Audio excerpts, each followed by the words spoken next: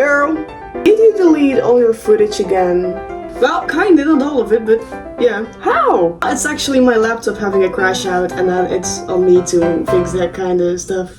You know? Okay, I see. So you're telling me it's not your fault? Yeah, it's the laptop. I'm trying my best. I didn't do much. Sure, honey. Sure, just make sure it doesn't happen again, because this is it's not looking good for you, and you have to stay consistent. Please. I'll try my best, no worries. Okay, see you. Bye. I won't ever have to see you again. Wow. I lost footage again, and I'm proud of it. No, it's actually just when I'm editing stuff and my laptop gets like, you really probably don't care, but it's just happening. So I don't have the intro, and I don't have a few clips of in between the video, but I tried to fix it. That's why the video is so short. I'm sorry, I'm working on it. I hope this won't happen again, but we have to be consistent. So here is my little, not trash video, but like, I'm just trying my best, you know. Please just root for me, thank you. Anyhow, we're gonna start off with the crankshaft, a little bit information about that, and you will see me back when the other part is deleted. Bye. So we need new rod bearings for my engine, obviously, and now we are looking at like the different kinds of them you have and what actually matches with the crankshaft, because you have different colors all around it, and then you have to like choose based on that what rod bearings you actually need, and then you need to measure, and this is actually a more difficult task than I thought. Nice! Because this is what we have to deal with. You need to have like the colors, and you have white, yellow, and green. So the question now is this white or is this yellow? Because it's obviously not green. We're figuring things out.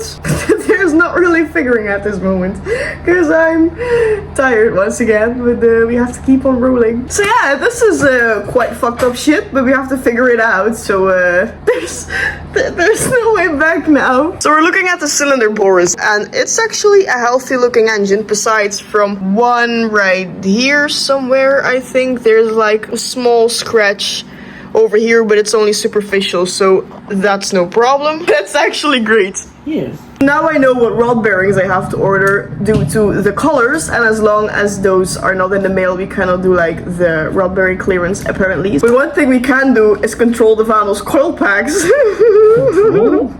But one thing we can do is the Vanos coil packs, and that actually controls the Vanos, kind of like, not the brain, but like the slave of the Vanos, because the brain is the DME. Just deassembling everything, putting it back together with PU glue, rhymes. Is that it? PU glue. PU glue. Yeah. So to do that, we actually have to loosen the solenoid pack from the solenoid block. So this is the pack and this is the block. This loosens up with just 1, 2, 3, 4 bolts. Really easy. Ta-da!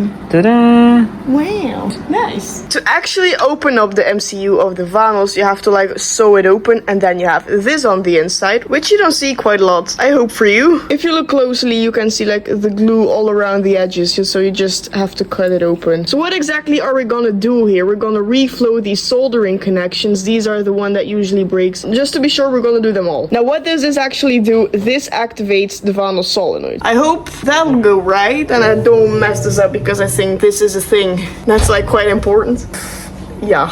Le moment suprême. I don't know if this actually will work out, but we're gonna see. Je tafelt lekker zo. Ja, kan heel stabiel lekker. Oh shit. Oh nice. So we can't do anything.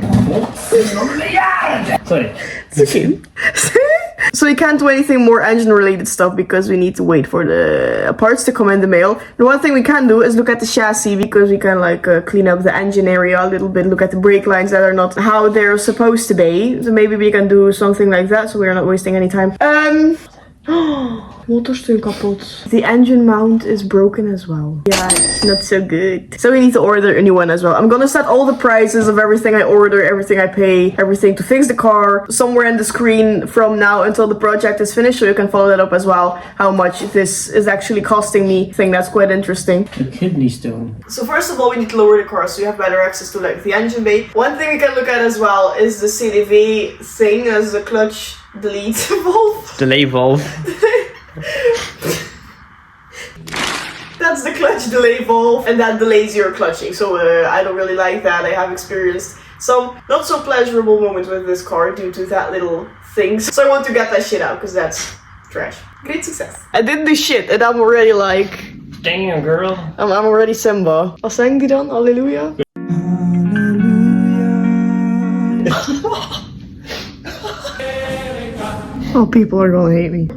So this little piece in between is the CDV, and we can just open this up with loosening this one, and then hope everything gets loose like quite easily. And if we remove this, then the clutch delay valve should be gone. We need to 17s for this. So one goes over like this, and one goes on top of that. Lefty loosey, righty tighty. Yeah, nice.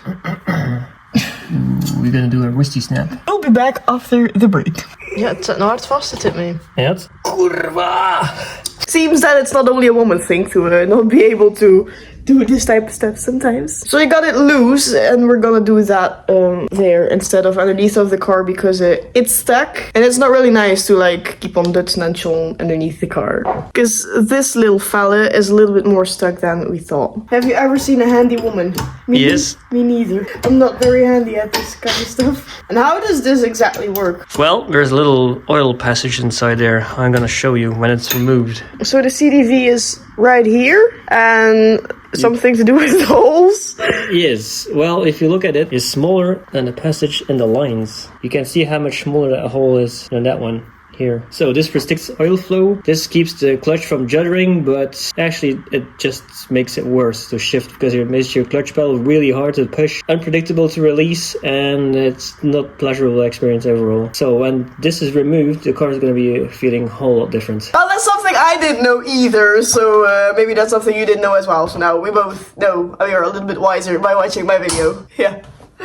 Who knew? So now that the CDV is removed, you can install it back under the car. So you just push this pin in here, make sure the bracket is somewhere out of the way, and I don't know, man. And then you screw this back on with your hands until you like cannot screw it anymore, and then just tighten it with a spanner. Squeeze it tight. Nice job. Top! Ideal. I know we are kind of ignoring the engine bay right now, but we have another issue to solve as for this bolt that is snapped off. So you have to fix this, and we have to drill it out, and my little friend Ding Dong here will help you with that. If you're in the car scene, you probably have done this multiple times. If you didn't, you're lucky. Anyway, let's go.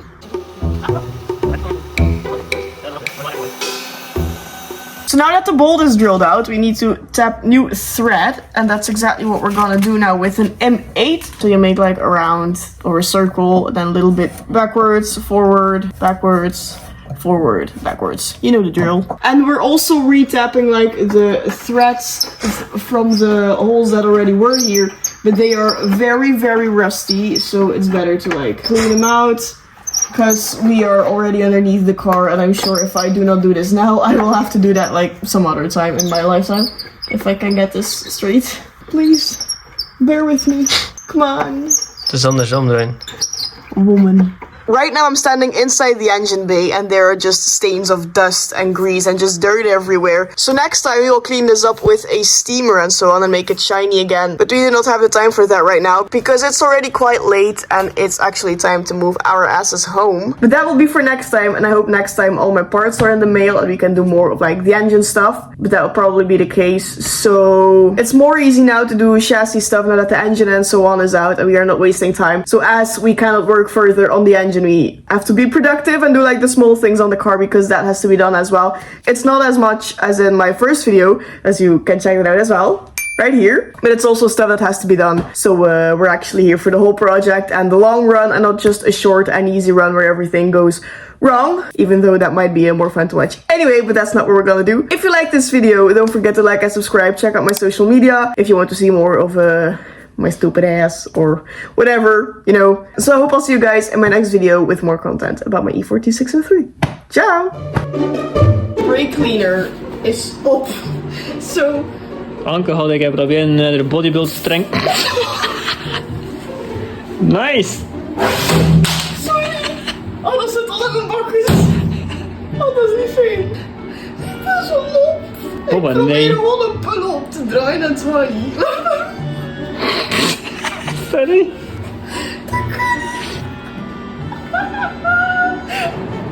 Oh ja. Hey. Tegen de haal zeg.